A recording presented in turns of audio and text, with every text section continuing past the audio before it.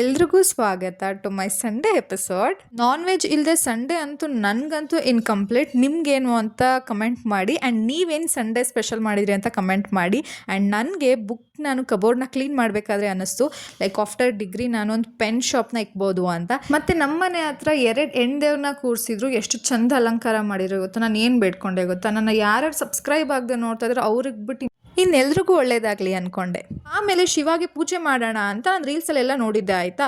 Onions ಎಲ್ಲ ಹಿಂಗಂದರೆ cut ಆಗಿಬಿಡುತ್ತೆ. ನಾನು ಲೆಮನ್ನ ಟ್ರೈ ಮಾಡಿದೆ, ಏನಕ್ಕೆ ನಾನು ಈ ಥರ ಟ್ರೈ ಮಾಡಬಾರ್ದು ಅಂತ, ಬಟ್ ಏನೂ ಕಟ್ಟಾಗಿಲ್ಲ. ಆಮೇಲೆ ನಾನು ಎಲ್ಲೋ ಕೈಯಲ್ಲಿ ಕಟ್ ಮಾಡಿ ಈ ಥರ ರೆಡಿ ಮಾಡಿ ನಾನು ಶಿವಾಗೆ ತುಪ್ಪದ ದೀಪ ಹಚ್ಚಬೇಕು ಅಂತ ಹೋಗಿದ್ದೆ.